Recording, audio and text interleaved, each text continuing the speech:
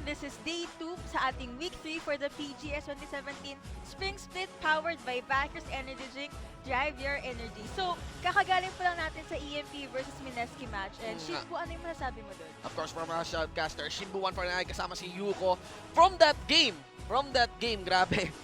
Ayan na naman tayo eh. Actually, ako nagulat naman. Wow! Defying our expectations. Emperor Esports just bagging a victory. The first defeat against Mineski League of Legends. Makikita nyo po yan sa ating standings. As you could see there na ang Mineski po, 6-1 na po. Okay? Dati May 6-0. defeat na sila. Hala. Among all teams, I can honestly say na Emperor Esports yung ina-expect ko, least expected ko na unang makakakuha ng win against Mineski. But right now, I think it's about time that we drop the stories against Emperor Esports. 4-3 na yung kanilang standings. And lahat kami.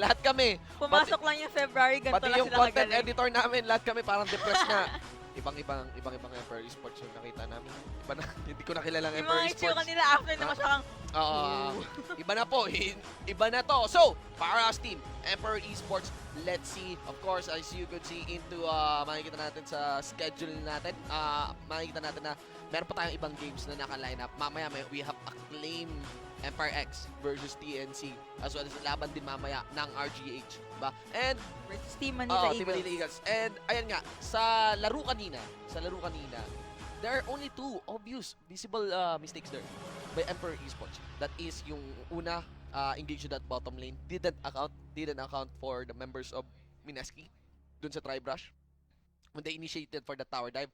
As well dun sa top lane naman, di ba? Where MJ force things a lot. What about you? Watching that game, what are your thoughts? Gusto kong i-highlight yung sabi mo kanina about kay Deuces. Na he, rather than looking at the ADC, yung pala, ang ginagawa niya is helping the jungle para si Hai makakuha ng kills. Rather than direct na kay Hai tutulong. Kahit tutulong, oo. As I want to observe din, yun din eh. Tapos nag-swap ng role din sila. In the end, ang nangyari was, Burn is the one peeling for High. Yep. Tapos si Deuces na yung parang tumulong sa pick-offs. So guys, on to our drafting phase. Again, we are joining the 10-ban system. You could read about that at esports.garena.ph/PGS. May articles din po tayo dyan with the guides mula sa ating mga professional players. I think the latest one right now is the bot lane Ziggs. Well, kanina na-ban yung bot lane Ziggs. It is getting banned again. Ayan na, wala uling bot lane In Ziggs. this game too. So there is my guess. Sabi ko, what if binan yung Rek'Sai dito ng Mineski? Clearly. Will Kasi it parang, change? hirap na hirap si next time makalapit sa crucial targets eh. Kasi ang playstyle talaga dito ni Burn is kung ano yung kailangan gawin ngayon. At actually nagkukulang sa kinarami-rami ng mga tanks ngayon because of the courage of the Colossus to peel for your squishies. Ang question ko ngayon, ano yung jungler dito na pwedeng kunin pa ni Burn? Do take note guys that Burn is the newest addition to the lineup of Emperor Esports. He swapped in for with Meme. Move to 7th position. Okay, 7th man position. And yung 7th man naman ng Emperor Esports dito is Ain gets released on the roster. You can check the more details of that as well on our website, esports.garena.ph/PGS. We could see na MJ is being denied of that Camille Camille. din, oo. Bye-bye Camille daw muna. Two bans gets removed from the last picks there of Emperor Esports. Yan, para easy viewing, para madali nyo makita guys. Tingnan nyo lang yung bans, tingnan nyo lang po yung last picks. Ano yung natutunan ng Mineski doon? So, it's gonna be the Camille to be removed, Rek'Sai to be removed. Answer dito ng Emperor Esports still, they don't want any of that. They don't want to deal with the very strong Kha'Zix. Very! Okay, emphasizing Emphasis on very, please. The very strong Kha'Zix right now in the 7.2 patch. And of course, the playstyle of Mineski of being very efficient when it comes to responding with a Nocturne, with a Twisted Fate. Maybe there even leave room for this LeBlanc. I might want to check. Tingnan natin yung next set of plans. Kasi kanina, may focus ang Mineski kay Fate. Pero realizing that Fate is effective on the rise, mukhang medyo nahirapan sila nun Mag-ban na lang tayo ng jungler, ng Rek'Sai. Alisin na rin natin yung Camille. Now, for the picks here, we get the Rise, we get the Rise, we also have the Misfortune and Varus. Para naman sa Emperor Esports, it's Malzahar, tsaka Jin. Let's see what is the final pick here by Emperor Esports. Pero so far, what are your thoughts? I'm looking at the virus right now. Tapos ang alam ko, he's picked more because utility champion siya na may crowd control. Also, pwede siyang makatulong sa pag-lockdown ng enemies. And they have a support MF, assuming na, well, it is gonna be a support MF. Tapos, one of the few ADCs na kaya mag-linear wave clear, si Virus with his Q. Interestingly, sa lineups nga ng ADC natin, lagi Varus, Ash, tsaka Jhin. Yan, Yes. diba? Kanina daw, Eh, medyo nga tayo ngayon kanina kasi, naban kasi yung Ash and the Varus. Do take note from MSK side. So, the next option would be the Caitlyn. Take control of your siege, your position, goes for the trap, consistency. Ayun yung nagpo-provide ng Caitlyn sa laro natin. Pero ayan po yung meta ngayon ng ADC natin. And actually, I've been very curious. I thought the meta is only about Varus and Ash. Pero, Varus and Ash, sorry. Jhin and Ash. Then there's the Varus. And then there's Virus. Doon ko nga na-realize na napastatus pa ako na, nga naman, yung piercing arrow. Parang cooldown na curtain call. Parang curtain call lang pala yun. Sa bagay. Curtain call on sachet. Ganon. Yan, yung Mini curtain call. maliliit na curtain call. Ayan. Which actually passes to multiple targets pa. Ayan. Now, for the picks continuing, we have a Cassiopeia getting locked in here by Fade. Interesting, no? Fade now showing up an addition to his champion pool. Again, as I've observed, Fade has, like, these past 2 weeks as a rigid champion pool. Kung ano lang yung nakita natin on 2016 summer. Ngayon, ayun yung dinadala niya sa first 2 weeks ng 2017 spring. But right now, new picks, you got the Rise, you got the Cassiopeia as well. And interestingly here, look at that. On MSK, you get a Gragas lock-in and Lee Sin. So, I mean, between the two, I'd put Gragas in the top lane. Pero minsan may mga picks rin naman na yung Lee Sin mapupunta dun sa top lane. We'll see. We'll see the swaps here. Either mind game nila to para malito. Oh, wait. Yeah, There's it is the a swaps. Gragas top. So, there is the Gragas top. Well, can be said, do take note na may pinaka-huling pick dito, Emperor Esports pa rin. Yes. And you can see that the Zion is gonna be picked up by MJ. Dude, this is not the first time na nilaro po yan ni MJ. Actually, itong win streak ngayon ng Emperor Esports, it started with the Zion top, di ba? And it was the initiate of Rankar as well on Meme, tapos kasama din doon yung massive performance, good performance there by High on this Jhin. And interestingly, it is High back at it with this Jhin. Ayan. We will see how he will work with Jhin. Pero looking at the two supports, nakinig ko sabi mo kanina na Malzahar has this huge advantage in terms of poke pag levels 4 to 5 na. Yeah, Using yung void links. when I was discussing the matchup Was between it against Zyra? Syndra. Oh, Syndra Syndra. support, tapos Malzahar support. It cannot be denied that this Syndra is designed to burst talaga, as squishy. Lalo pa Caitlyn yung pick Understandable. Pero during the laning phase, around level 4 to 5, kapag meron na yung tawag namin ni Atlas na Space Aids, yung poison dito ni Malzahar, I forgot the name. Yun, yung control nun plus the voidlings as well. It puts pressure a lot actually for a lane na may Syndra tsaka for a lane na may Syndra support. The thing there is that Syndra's kit is lineated more on like bursting targets talaga and not really controlling the waves. You know, you don't usually see Syndra supports na nag-Q sa mga minions niya and aid. Or as compared to the Malzahar and actually the Zyra, it's pretty understandable if the voidlings will hit the minions and yun nga. Like if you want to call for shove in the lane and you could see there, papansin ko lang kay High, no? Lagyan mo lang siya ng maskara. Kamukha niya nga talaga si Jhin. Yan, yung body build So, niya. of all observations, yung pa yung bringing up. Napansin ko lang mga kaibigan. We also have Hammers playing for the AD carry here of MSK League of Legends. Do take note that Zensho has played a really nice Jhin ADC kanina. Okay? But right now, let's see what could be the adjustments here. We've known Hammers as a good Israel player as well. But here we go, guys. Game 2. MSK versus Emperor Esports. Nice nice zoom nung nakita. Diba? Napadaan kay In-emphasize pa. Cassiopeia. Ayan. MSK versus Emperor Esports. Will this be a 2-0 against Or MSK? 1-1. Or 1-1? The classic question? Really? Lalo pat 1-0 na po in favor of Emperor Esports. Do take note, Emperor Esports, they managed to bag in 2 wins. Total domination. Against 2-game series. IPT. On numbers lang.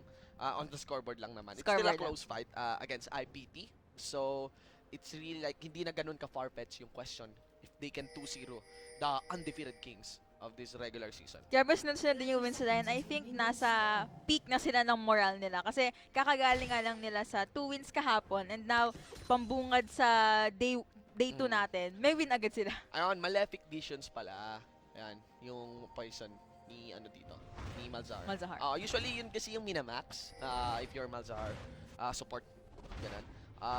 Interestingly I haven't seen an adjustment really in the Malzahar support. Hindi ginalaw dun sa pad 7.2. I mean, if we check on our notes, I cannot recall na merong update kay Malzahar if I'm not mistaken. None at all. Except maybe in a way na nilagyan ng magic resistance, yung Chalice of Harmony. But we're not seeing any Lulu as well. Look at that. We have the Keystone Masteries available, ladies and gents. Observing if there is nothing out of the ordinary. Interestingly, we have Kaigo here again, Nagragas, top lane, Courage of the Colossus. Ayan. Of course, we also got the Jhin as well. That Fire's Touch along with the Malzahar, so lots of damage to be brought here. And the bottom duo of Emperor. I can't help but look sa bot lane kasi sobrang poke yung pwedeng gawin ni Jhin at kay Varus. Pero kasi with Jin's Flourish, parang mas meron siyang advantage kay Varus. I mean, that's just damage-wise, tsaka poke-wise. Yeah, kasi early on, crowd control skills really nice. Crowd control skills really nice. In my opinion, in terms of dueling, I'd lean more on the Jhin as well. Yeah, On the bit idea more na, damage compared kay Varus. kasi yung 4th bullet na yon. Tapos, all you need to worry really about the Varus is when he is stacking. You can see there, discussion on Hammond and High. You can see the stats there. So far, diba? Gold per minute ng talaga nila Ang ganda na ng stats ni High Sunod-sunod yung panalo. Plus, ISIS talaga yung ano niya yung Ziggs niya na nababan nga ngayon. Yung last time, we game with IPT. Pero going back, what I wanna mention is that when it comes to the duel between Jhin and Varus, when Varus is stacking his passive onto you, all you need to do is dodge really the Q and you mitigate a lot of damage. Pero kay Jhin, 4 bullets, 4 na bullets yun. Parang Regan ni Eugene and sakit. Okay, beast mode yung Mineski ngayon. I really doubt that, I really doubt also that MJ will die from that engage. But that, there's a 4 splash out against Hammond. We will see kung ano maging consequence nun since nakita natin kanina na once summoner spells are down, yung other team, they take advantage of that. I try to understand really. Good thing level 2 pa rin tayo. I think there's still enough time. Yep, there is. For the flash to be up, bandang level 6. Kasi kung wala tong flash na to, and merong ultimate na, dumating yung panahon na may ultimate dito si Dusay, so man. Iyak na. Oo, it's sure kill halos kay Hammond. Yan. But now, Burn, especially with Elise, taking good control of this game, actually visiting Nixta on his own red. Let's see, may date sila ni Elise dito. Looking back sa Varus tsaka sa Jhin, gusto ko lang i-bring emphasis na they both can help their team from behind. Tapos, pwede silang tumulong sa jungle sila in terms of gank using their chain. So, yung dalawang to, neck to neck sila with Jhin just a bit more up in terms of poke tsaka damage. Pero lahat talaga yan nakaalalay kay Burn at kay Nexta. Sa players itself. I mean sa jungle themselves.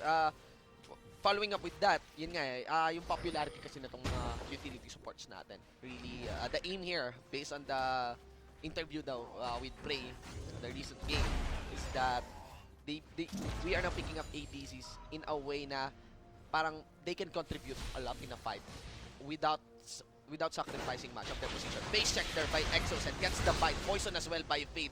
Isang ahas at isang gagambang humahabol sa'yo. Siyempre, mapapa-flash ka. So, ano feeling mo noon? Mapapa-ghost ka pa, di ba? Village yan, mga kaibigan. So, tingnan natin. Village yan. Ganyan na.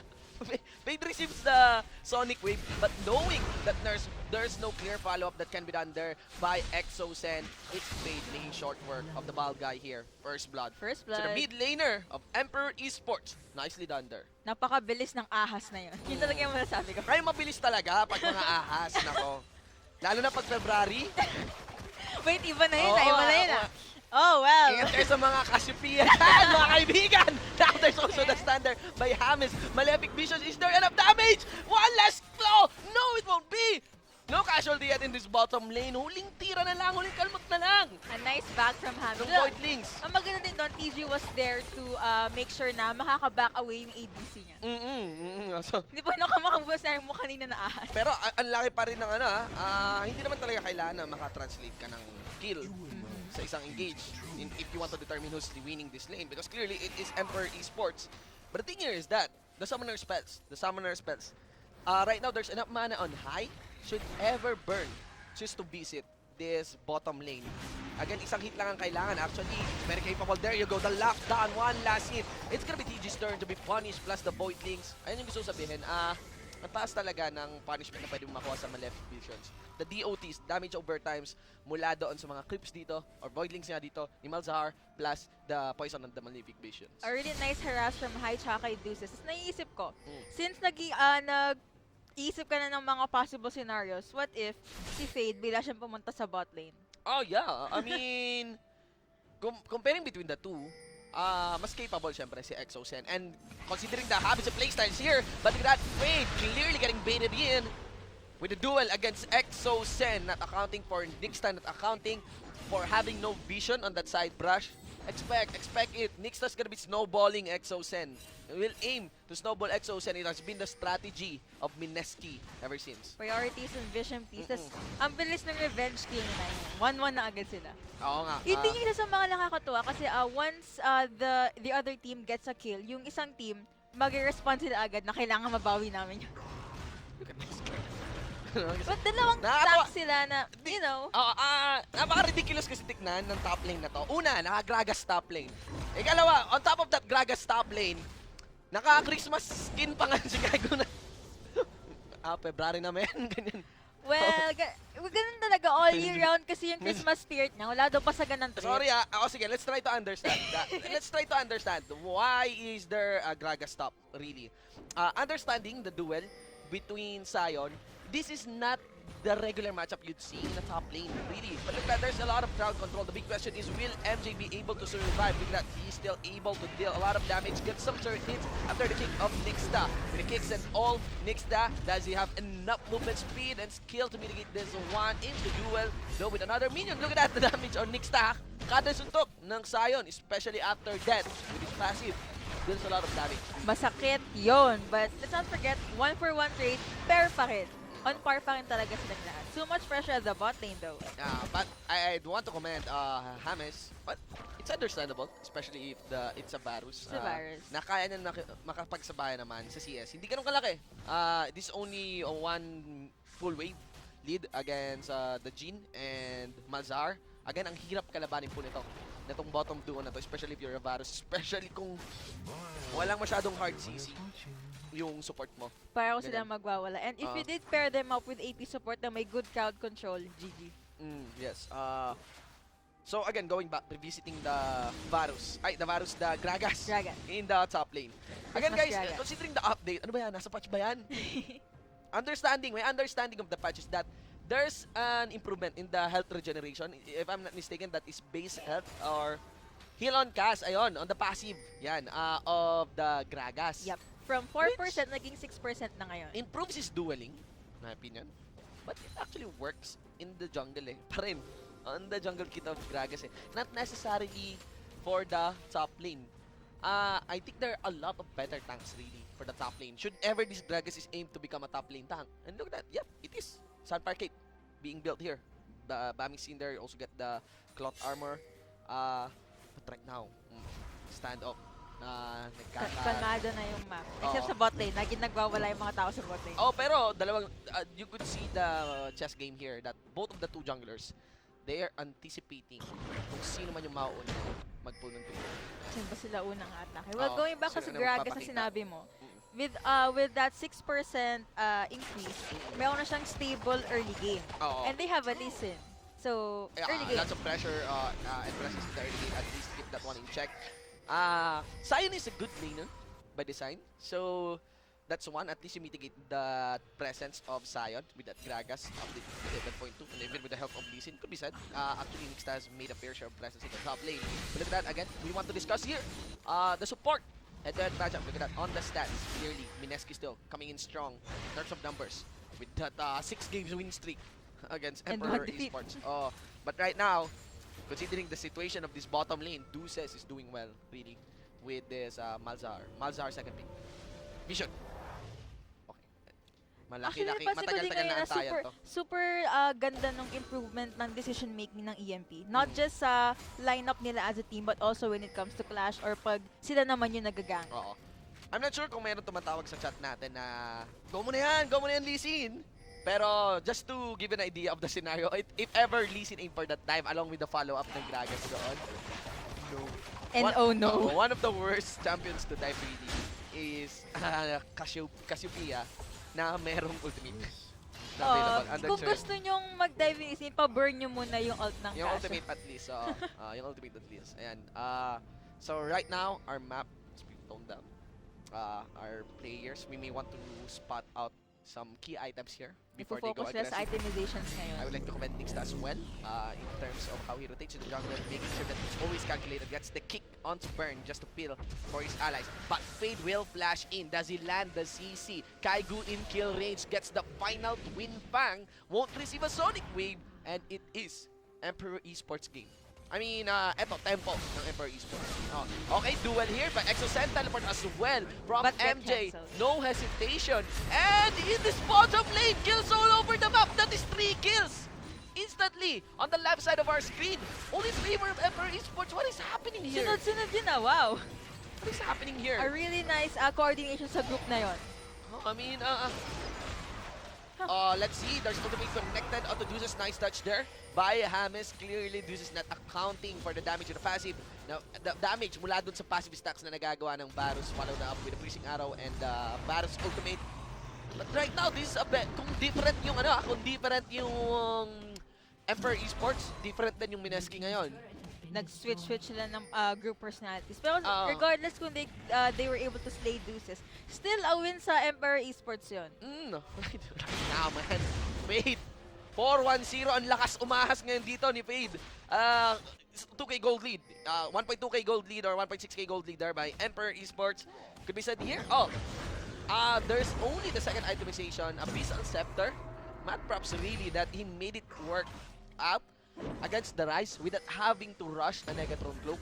Instead, he rushed the Morello Namicon, which allowed him really to take control of the lane better and, you know, have enough mana should ever there's a call to participate on the other fights. Tingnan natin kung paano mag-manifest yung itemizations ng bawat team na to, regardless kung it's not even 14 minutes into the game. Super curious ako, tsaka excited sa kung ano yung gagawin ng EMP. Kasi kanina we saw them na pag umattack sila sa isang part, chain reaction na mayroong isa and then mayroong pang isa. And Mineski just can't grasp how to deal with it or counter it. Understanding the situation of the map here, guys, you can see there that the outer mid lane turret is gone now for Mineski. You could see as well. But, there's a turnaround by Fade. Didn't connect. The ultimate cloning wave will be available. Ultimate as well. High with a curtain call. Does connect another bullet onto the first bullet onto TG. And it's gonna be Deuces with an awkward positioning. Mineski will be poised to take this Mountain Drake. Mountain Drake, the tankiest Drake of all. Medyo matagal-tagal bago mapatay. Kaigu is poised to tell. No, wala siyang cooldown. His cooldown on teleport is still not. Yan, still up. Marami pa rin yung cooldown niya. And again, on this Mountain Drake, ang problema kasi doon is, ayun nga, masyadong makunat lang talaga yung Mountain Drake. Had it been a different Drake, siguro most likely tumulong talaga doon. Sila EXO. Now it is Burnstone. Connects the Cocoon! An easy follow-up clearly here by Fade. Puts in the Miasma. Puts in the Twin Fangs. Puts in the Ravel. just for the closing if ever may flash na maganap. Pero clearly, mid lane taking control here by Emperor Esports. We all know Elise na parang siya yung laging nag-initiate ng gank, right? And that was a really nice play by Burn and akala ko mas niya si next time. Well, Yep, and nice smite as well. Calculated well by Burn, making sure that he get enough sustain. Will be Burn able to rappel? Fade as well. Will he be able to make it to get a kill on Nixta? Here comes the rest of the members of Mineski. There might be a different take here by Emperor. They'll just take on Mountain Drake. There are wards, a lot of wards connected on the TG. The cool follow of the Deadly Flourish, all cleaned up. Fade once again, still unstoppable. Burn will secure the Drake. On the chase, MJ para kay James. Kaigu, Merry Christmas! so kailangan talaga, well, I was a really fast response from James. Gusto ko talaga nag-Merry Christmas ka pa kay Kaigu. Well, at least they were able to take that Mountain Drake. yung pinakamakunat nga na Drake. Oo. I mean, the stand-up it allowed And Burn to looking be back there. to replay, we could see now, well, while Burn was busy with that Drake, PG tried to go to initiate, but Fade and MJ saw Kaigo and Taiji, so, well, Hammers didn't do anything. Nag-focus siya sa Drake, most probably. Yeah, and mahirap din makapasok talaga doon si James, considering as well that he is not tied up with TG. What would be ideal, really, you could see the cooldown there of TG, is that yung initiate na yon o yung choke point na yon nabagsakan ng bullet time. Right now, there's enough damage really in the bullet time, and there's least defensive itemizations for Emperor Esports to withstand that bullet time. An ideal setup. That's one thing that could allow MSK to get back into this game. That's a kick on the Fade. Did it connect? Oh, connected the Petrifying Gaze onto Nixta. But that's how it is done. The Nixta and Exosen connection. Ang ganda. Lagi. Madalas Nixta dito sa mid lane. And you could see how clean Nixta do his ganks against Fade. I'm looking at Burn ito. Nalala ko yung game 1. Di ba sabi mo yung merong hindi sinasadyang bait kay Burn. Will you see that again? But you could see, ito yata yung ito yung bait na mukhang mas gusto mong sadya. And let's see, one final bite there on Nixta. Didn't connect. Rather, it's gonna be Burn going down. Clear response there from the bottom duo of Mineski. 2 champions down from EMP, and we will see how Mineski will take that advantage. So, they're on the Iwasan nilang gumawa ng ng mali. Alam mo 'yun? If you make a mistake, mali 'yun. Ay, ang galing! Oo. Hindi ko alam yun! If you make, natutunan ko yung ganyang analysis mula pa yan kay Kairu, tsaka kay Manjin. Ayun, hinintay ko yung pangalan ni Magic kasi alam ko siya yung mga ganong analysis eh. Yung pinakanauna dyan si Kairu eh. Ang una niyang tinuro sa akin, yung kung ano man ang importante. Yun yung mahalaga. Yun yung mahalaga. Nice! Oo, Hindi ko yan. na-expect yun. Top-notch analysis. Ayan, oo. Tago nyo yan. Tago nyo yan mga sounders. Kung ano yung mistake, mali yun. So, for this game, we got a Roa completed for Exosen, understanding that there's more conservative damage that comes in from the mid laner of Mineski compared to Fade, especially considering that Fade is 6-2-0. But it cannot be denied that it is Nixta that opens up the shutdown and bounty kills for Exosen to take against Fade. So clearly a sizable offset there by Mineski members. Okay, transform, ladies and gentlemen, Autobots, roll out! Yan. Hindi na connect really kay Kaigo. That's kind of anticlimactic. And it's really weird this too. Like, ta-transform si Kaigo using the ultimates of Zion. Nagiging pa habang si Kaigo. Okay, yung ginamit niya yung chan niya. Chan niya lang yung ibabangga niya. Actually, habang nanggigit-git na yung dalawang yun, I was looking sa bot lane, and kanina, EMP was actually building up tension sa bot lane, but Yeah. we will see what will happen now. Pressure is Jesus here as nandun. well.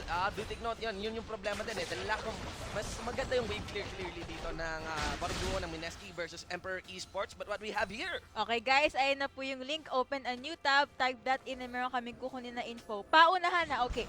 Ulit, ang dami nang tatanong sa chat eh. We will give away 5 MGs, pero may 4 links lang. Ay, magtataka kayo, hala, bakit ano yan, ba't ganun? Kasi ganito yan. Yung 5th MG, kukunin siya at random sa kung sino man yung nag-enter at least once sa first 4 links. Pero, kapag nag-enter ka ng link 4 times at hindi ka nanalo, doesn't mean na automatic yung 5th MG sa'yo. At random, guys. At random. Okay? Okay. galit ka pa. Kasi kaya sa chat eh. Ay, Walang pag-ibig nga. Nagiginig ka muna. So, kung wala ka na maintindihan. Oh, wait. Oh! Is that an instant flash? Failed flash. Okay, oo. Yung mouse ni Fade ang dapat sisihin dyan. Grabe talaga yung mouse Oo, ni Fade, yung mouse. no? Kasi inaangat niya na yung mouse niya para makapag-flash doon sa Raptor. Pero nauna yung left hand Wala sa flash. talaga eh. I know sa mga mechanically sa mga players natin na that invest a lot on their mechanics. Alam ko ang daming moments na alam mo ang lapit na nung flash mo, ang lapit na nung play mo pero hindi pa rin umabot. Maninibago Parang pa love rin story pala. really. Look at that. So there is MJ with the ultimate connected onto Kaigo. Kaigo with the bot spot. But Nixta is here to join the party. Followed up with the Hammers ultimate gets repelled out. Will there be a bite? Burn on human form, quite awkward. Let's see. MJ here taking up 3 members. Curtain call, ladies and gentlemen. Nice position there by Hammers. Gets the free hits. and won't be touched there by MJ. It's a win there by Mineski to make that 3-for-1. 3-for-1 hindi. Ang ganda no, initiate ni James using his ult. Tapos, ang ganda na pasok ng curtain call ni Hai. He was Yes. able to pick up those kills. And why don't we go for another hand? Hulihin natin ang naliligaw na Malzahar. Ayan, at let's see here. It's gonna be Deuces, of course. Execute! Execute! Execute na mo! TG, mga Oh wow, kaibigan. he's not actually... Oh! Oh my God! Sayang oh! Turret pa yung nakapatay kay Deuces. The mechanics! The mechanics kung paano mamatay ng tama. Only in PGS. Wait lang, ganito yan. Wait lang. Malay mo, plan naman ni Deuces yon. Kasi wala na iba niyang teammates. So, Oo. dito na lang ako sa tabi ng turret. Tapos, ay, nakita ko si James. Nope, gusto Yeah. ko turret yung makakapatay sa akin. It was a nice use really of the Realm Warp to follow up. If ever you get momentum, if ever you know that you'll have the numbers advantage, just go all in. Napaka-powerful po na initiating tool ang Realm Warp. Pero mas powerful yung Torre. Kung gusto mo mamatay ka. When turret is life. Yeah, touche by Deuces, mga kaibigan. 6031. I think that was Anyway, cute though. Yeah, a different kind of highlight, really. I think we should make an article of the value of an execute. If I'm not mistaken, there's an article by Riot na execute by the numbers. You may want to check that one out.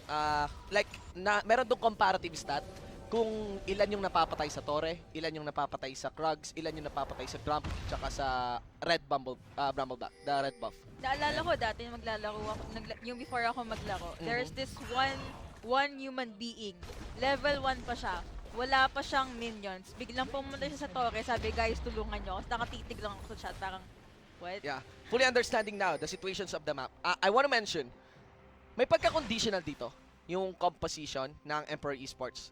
They need to make a coordinated play in a sense that they would be able to fully utilize the tankiness of the Sion. Ang taas ng damage nila. Pero, for the most part, yung kanilang mga champions nila dito, malambot-lambot pa. With that Sion, MJ, having a hard time.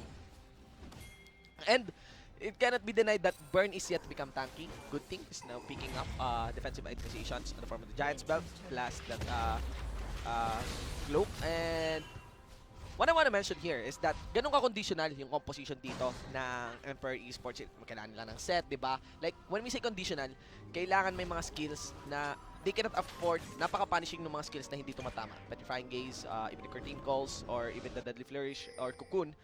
Ang problema dito, yung design naman ng champions ng Mineski. They are designed to disrupt. Like the Explosive Cast of the Gragas, Lee Sin, clearly. Panggulo talaga yan. Oo. Sipa pa lang. Maraming nagagalit sa Kalbo dahil kay Lee Sin.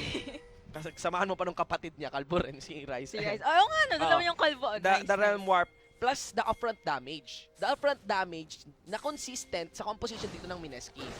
James and PG can deal damage from a safe distance. A distance that outranges the range and the skill ranges dito ng mga champions ng Emperor Esports. I-compare mo yung mga skill ranges dito ng mga champion ng Emperor Esports. Kaya mas bago sila makapaglagay ng skill, when there's a good chance they receive the piercing arrow and also the make it rain, a pick up on Exocet. One last bullet, bullseye, given kill out to high. And going back sa sabi mo kanina na yung Varus and MF, with that said, pwede nilang i-utilize in the sense na nasa backline sila and they have the listen, most probably yung listen to pick up yung remaining kills, and Kaigu probably at the front line with Exosen helping sa front line. I'm curious about the Sion here.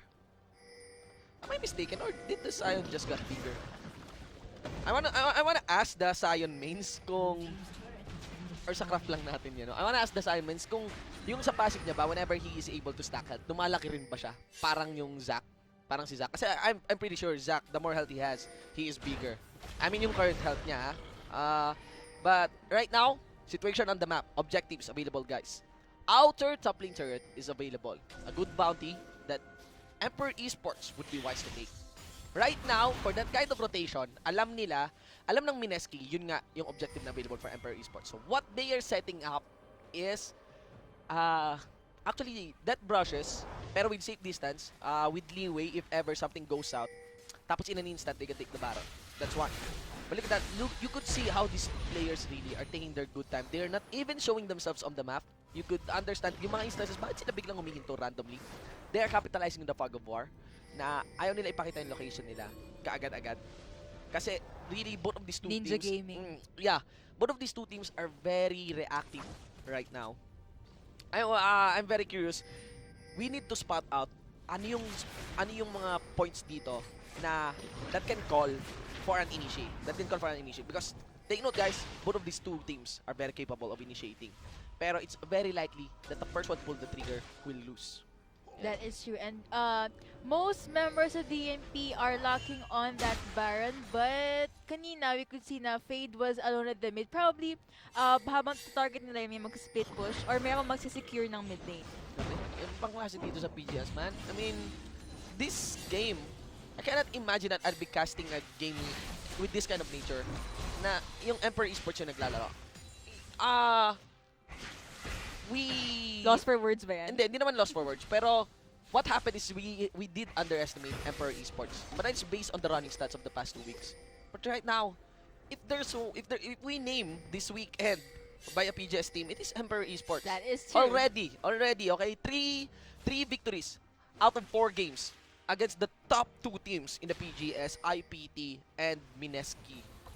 Even if we consider that Acclaim Emperor X is the defending champion, you know, the players, player-wise and stat-wise, and even in the show, pagpapakita nila no, the first 2 weeks ng PGS. And we have Ang yet lakas to talaga ng see IPT kung, ng Mineski. kung magkakaroon ng 4th win ang Emperor Esports for Yun this na nga, weekend. they're Di ba? in the conditions of this game, they're poised actually. Ang baba, hindi ganun kababa yung odds na pwede silang manalo talaga ng 4-0 on this weekend. Masaya yung unang linggo ng Pebrero sa kanila, di ba? Hindi na kailangan ng second week ng Tingnan Feb. mo, pag bandang Feb 14, yung weekend after Feb 14, malalaman natin sino yung inaway ng girlfriend na naninigaw. LOL ka nang mga ganun. Based sa performance. Gusto ko batiin yung mga LoL players natin na madaling maapektuhan ng love life yung paglalaro. Ayan. Ikaw ba? Wala akong love life eh, so LOL is life. LOL is life. LOL is life. Ayan. Akin baliktad eh. Yung love life ko na yung naglalaro eh. Okay. And, Yeah. Ayan. So, ngayon, right now, things are pretty much conservative. It's really a matter of out-rotating the enemy. But it's a clear victory there by Emperor Esports in a sense that they managed to out-rotate Mineski and took the cloud for them. Here comes the initiate. MJ transform, connected onto the minions, followed up with a curtain call. Same strategy that they used with TNC. Here comes the misfortune ultimate, quite awkward. MJ goes so low. He is now on passive mode. Exo send on the side. Fate managed to put in the ultimate on the Kaigo. Kaigo's already gone. Also Exo send on the Jinx on the Nixta. 4 members rappel. Let's see. Will Burn manage to connect the Cocoon. Nixta will go back. Receives the Sonic Wave, but it's a 2-for-1 as these two teams are on each other's neck. Let's not forget na ang taas ng tension, grabe yung chaos na yon, but it's just a 2-for-1. Tapos in favor of Emperor Esports pa. And do take note, kaya din ganun ka-conservative yung number ng casualty dun sa teamfight na yan is because they are being very careful of their backline. Seriously. Nice decision making and nice vision. Yes, they really need to watch out of that Mazar Nether Grasp. Yun din eh. Kaya hindi talaga ganun kadali lumapit ngayon yung member dito ng Mineski.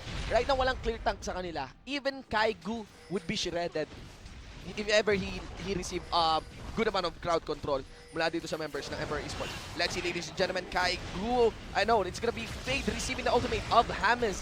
Here comes Deuces. Cooldown of the Nether Grasp actually on the quarters. 46 against 49k, and I think Mineski have learned their lesson from game 1, no overstaying on the mid lane outer turrets. That is yun I na mean lane inner nag-back away. turrets, yeah. Actually, I was thinking, Kaigo did use his TP para makapunta sa mid, but nothing really happened. So, we'll see kung ano yung magiging consequence nun since teleport on cooldown, he's a top, so we'll see. Plus, overall yung initiate din ng defense na yun. May pagka, okay. Again, sabi ko nga, kung sino man yung unang nag-initiate, you actually took the first bite of the risk. And clearly, ang unang nag-initiate usually unang target pa ikaw yung nag-initiate. ang unang nag-initiate doon ay si MJ on a very visible range. Eto, mukhang para sa Emperor to. Kaigo receives the ultimate of Deuces. Where is Exos and Curtain Call now on cooldown? That is a choke point! It's a multiple target! Petrifying case on the chase! TG won't receive the The deadly flourish, but the health here, the health, it puts Emperor Esports actually in a position to even take a Baron buff. But why not go for an easier target, an outer top lane turret? Wow, that was a really nice curtain call from High. Nakita natin, pagkasama-sama nung Emperor Esports, nag-back away na yung Mineski. So that is a statement na they know what they're doing. They are now sweeping this river. I think it's safe to assume that they have an idea na may ward pa rin yung Baron buff because clearly they just want to spot out kung ano yung ilalagay dito ng Mineski. So, hindi pa to yung direct ward to secure the Baron, to take the Baron. Ang nilalagay na vision ngayon dito, kasi napapansin mo kung paano nag-sweep si Burndon, hindi siya pumasok sa Baron pit. Because there's really no focus of really going in the Baron pit. They want to fully optimize the sweeping lens. In a sense na gusto nila makover yung buong river and put vision on that and to have an idea of what is the next position of Mineski. Speaking of vision, nakita natin kanina na Mineski slowly taking down na yung mga wards na pinut up ng Emperor Esports. Obviously, Sa game 1, si Nixta lang actually yung usually nagdi-ward. So now na-adapt na nila yon and they want to get as much vision as possible. Yeah, I'll review that on the wards destroyed sa stats natin. Kasi Waiting for numbers. I still cannot forget the 45 the the wards. wards there by So, Endless ilan Ace. kaya yung Endless ward season. na natanggal ni Nixta? Kung may makakatalo ba kay Endless Ace doon using a Malphite. Kaya umaya sila yung maglalaban. Yes. Yes. Acclaim Emperor X tsaka TNC Pro Team. Tabayanan niyo yan. Do take note guys on the standings po natin. TNC Pro Team sits at the number 2 spot. Second to Mineski after this very, very interesting Friday where Emperor Esports bagged in 2 wins against Imperium Pro Team. I was about, I'm right. MJ alone at the bot lane habang yung ibang members ng Emperor Esports putting pressure onto that. Pupunta sila sa Baron, so Yan. yeah. So if MJ is in the bot lane, clearly he's aiming for, this is the strategy of have someone split push Split and push. teleport. Now, what we want, if this is a Sion, saan siya magta-teleport? Ano yung good points for teleporting? If he ever wants to fully utilize that ultimate, the Unstoppable Onslaught, ayan. Nakakalito si Unstoppable Onslaught, si Unstoppable Onslaught of Force. Shadows, tsaka si Unstoppable Force, ayan. Lahat sila unstoppable. Kahit sila Rivington nagre-reklamo sa nomenclature ng mga champions ngayon. Well, ganun And, talaga. But right now the situation is that Mineski won't even took the bait. Rather, they'd be wise to rush an objective in the top lane. Try push. I wonder if Okay. this is very unlikely to be a Quad face race. push. Emperor Esports, they are aiming to go to take a fight. They're aiming to take a fight. Ayan na, Ultimate ayan na, by ayan na. Misfortune. This is gonna be dangerous for Emperor Esports. Baron gets shredded through. This might win a game as Mineski is winning a fade in the kill range. 401 crit. Hamas is dominating. High now. Flash in by Exo Sen. Puts in the Rune Prison. MJ is checking up the members of Emperor Esports. High. He has to make the biggest run of his life. Receives the Sonic Wave. One less kill. Or rather, one last kill from the Rise. It's gonna be a Baron buff. I want to consider the timers here. That timers, it's not yet the end of the game, but it is clearly a big win for Mineski. Let's not forget na Ace yun, and I think it was really nice of them na pinagamit muna nila kay High yung flash, and they just know that a flash is out, so pwede silang humabol, and wow, a really nice play from Mineski. Misfortune ult. Baron's ult. Seriously. Naiyak ka na ba sa ganda ng timing ng ult na yon? Hindi siya. Dapat naisip nila yon. Kailangan naisip nila yon kasi clearly it's a fatal mistake. It's not just a fatal mistake. It's a big mistake. Nakikita mo kung paano nag-group up yung Mineski doon sa top lane. Ayan yung ideal combo, really, for Mineski. The interesting part here is that MJ is not the one in the front line. Okay? Had it been that MJ is the one in the front line, I think, panalo pa yun ng Emperor Esports kasi That tankiness. Fade has a lot of shredding potential against the front line here of Mineski. Pero rather, ang nasa unahan ay si Laverne and another squishy champion of Emperor Esports. Let's observe on the itemizations. Ano yung naiuwi dito on top of the Baron by Mineski. Could be observed here. Defensive itemizations onto Exosense part. Also magic penetration. Okay. This is a late game rise, by the way. So clearly, we also have lots of magic resistance really for the totality of the team. There is, wala namang aura na yung Solari, but the shield. Okay? Mas malakas yung shield ngayon. So timing lamang yan. There's also the Hex Drinker, but something's being forced here. MSK, multiple targets for the Petrified Gaze, but where is the follow-up damage? There is Kaigu. Main check is already gone. MJ receiving a lot of damage. Exo said, puts in a killing spree. A snipe as well by James. Good job mula doon sa ADC ng Mineski as he's able to show away burn. 1-for-1. Both of the top laners already gone, but with the Baron buff, Mineski, a veteran team, it's characterized by how they are able to utilize kung ano mang lead ang meron sila, and now they are taking an inhibitor for themselves. And there you have it. They were able to knock onto their enemies based na nagbaback away sila. Well, going back sa Clash kanina, Fade really did a nice job, but walang nag-follow up. So sayang din. Well, wala rin talagang capable in my opinion na mag-follow up. One thing to be observed here, really, na hindi natin napapasimula kanina pa. 3 Cloud Drake ang nasa kamay ngayon. Oh, so Hanu na. ng Mineski. Ang interesting lang kasi is that hindi natin masyado napansin is that wala na kasi tayo sa laning phase eh. Yun ngayon yung trickiness ng Cloud Drake. I think magkakaroon dito ng update really. Ewan ko kung ito-drop yung RNG or something. Pero you'd want mobility early on eh. Kung saan may laning phase, kung saan ang taas ng demand to really rotate. But right now, if you just want to fight as a team and actually put pressure both for the top lane and the bottom lane, it works really well with the Cloud Drake. That is true. And speaking of Drakes, ang next Drake natin ay Elder Drake. So, magkakaguluhan na naman yan. Yeah. Looking into the Baron buff there by Mineski. Next Drake to be available, Elder Drake. So, wala nang Baron buff edge Mineski should ever a fight break up. But I want to be curious about the itemizations. Right now, Nixta and Kaigu is getting the tankiness that they want for this game. And in the hands of Exosen, they have the firepower as well.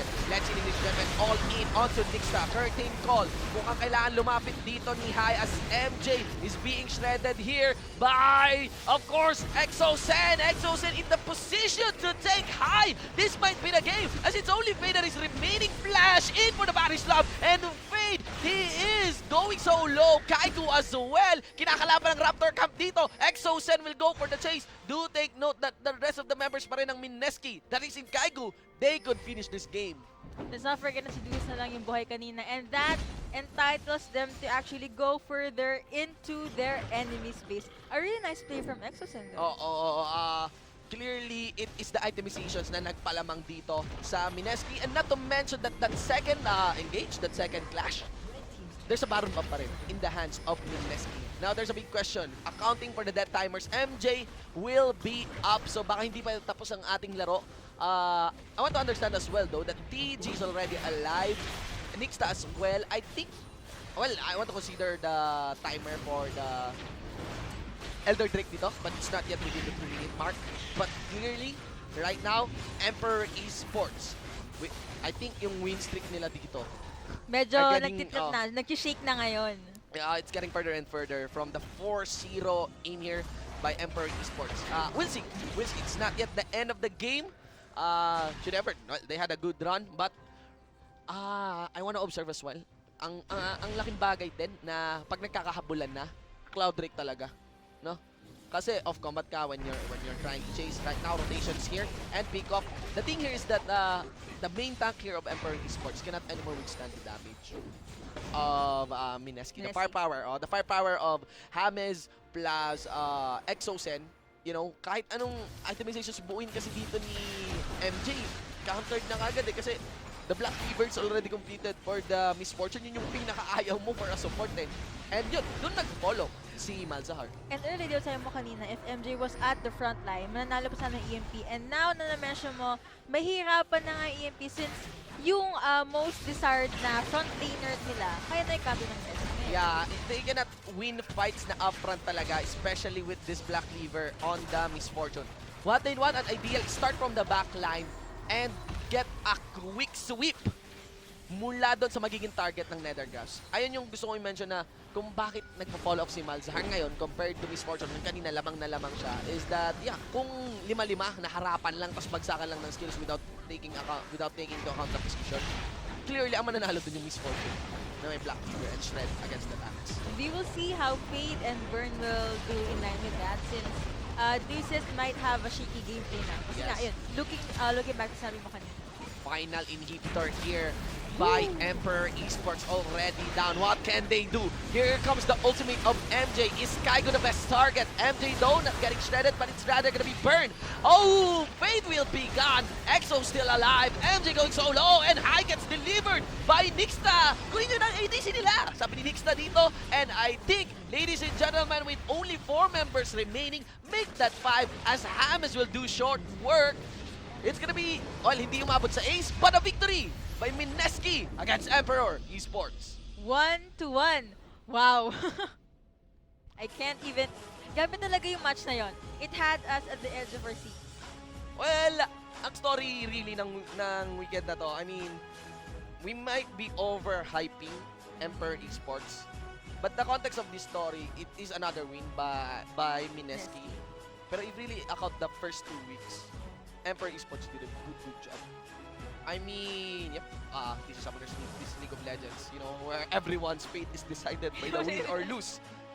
Pero, guys, the biggest props for Emperor Esports on really improving.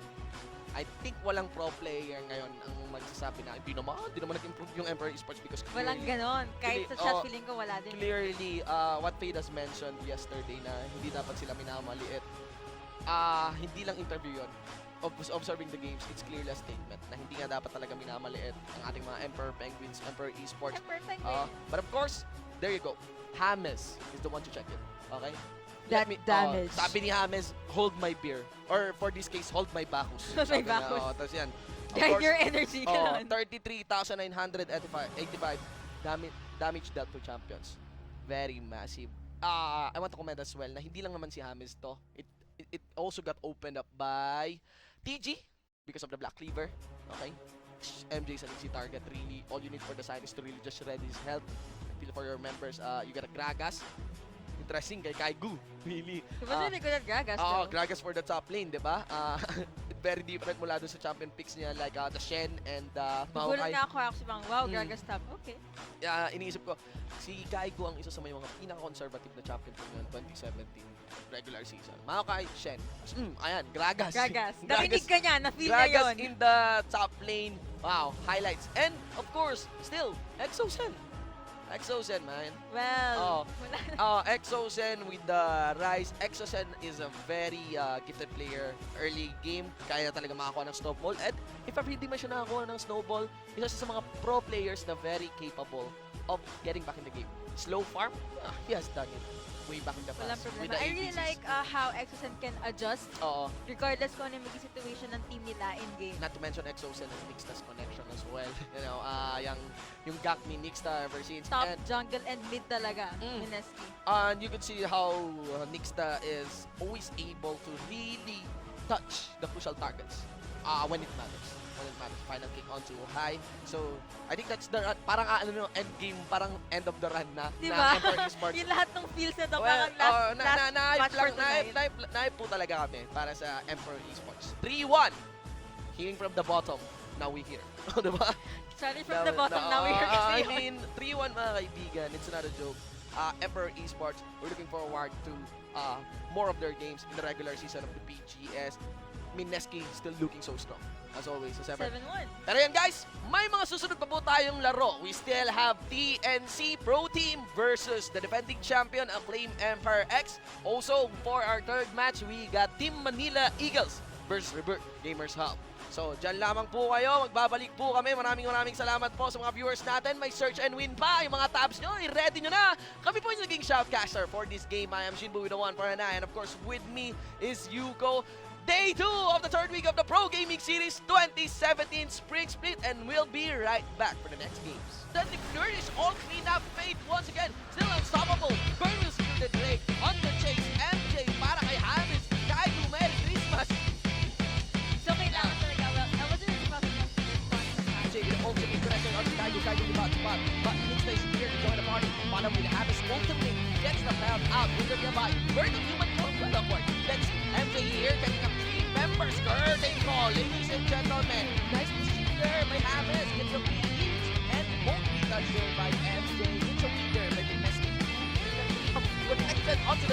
followed up with the curtain call. Same strategy that they used with DNC. Here comes the misfortune ultimate, quite awkward. MJ goes so low. He is now unpassable. Exo sent on the side. Fate managed to put in the ultimate on Kaigo. Kaigo's already gone. Also Exo sent on the Jinx on the Nixta. 4 members Rafael. Let's see. Will Bird manage to connect the Cocoon? Nixta will go back. Receives the Sonic Wave, but it's a 2-for-1 as these two teams are the ultimate of Deuces. Where is Exos and Curtain Call now on cooldown? That is a choke point. It's a multiple target. Petrifying case on the Jinx. TG won't receive the deadly flourish, but the health here, the health, it puts Emperor Esports actually in a position to even take a barba. But why not go for that? This is gonna be dangerous for Emperor Esports. Baron gets shredded through this might win a game as MSK is winning up made in a kill range. 401 crit. Hammers is dominating. High now, flash in by Exo Sen, puts in a good reason, and they second the members of Emperor Esports. High, he has to make the biggest run of his life, receives the Sonic Wave, one less fuel, or rather, one less fuel from the ride. It can be a balance bump. I want to consider the timers, look at the timers. It's not the better thing, but it is clearly a big win. But where is the follow-up damage? There is Kaigo, main cycle's already gone, Emry receiving a lot of damage. Exo said, who's in the killing speed, snipe as well by Amis. Job, lab the on. 1-for-1, both subsidies already done, but the battle to the bound a veteran gets characterized by how they are able to utilize meron sila, and now they are taking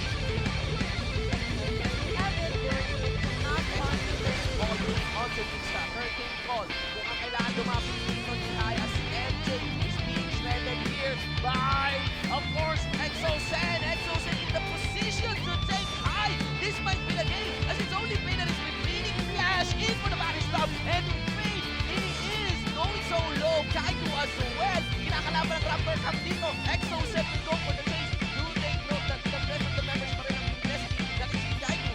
And what can they do? Here comes the ultimate of MJ. Is Kaigo the best target? MJ though not getting shredded, but he's rather gonna be burned. Oh, Fate will be gone. Exo still alive. MJ goes so low, and I gets delivered by Nixta. Pwede na release nila sa Nixta dito. And I think, ladies and gentlemen, with only 4 members remaining, think that 5 as Hammers will do short work. It's gonna be, well, hindi umabot sa ace, but a victory by MSK against Emperor.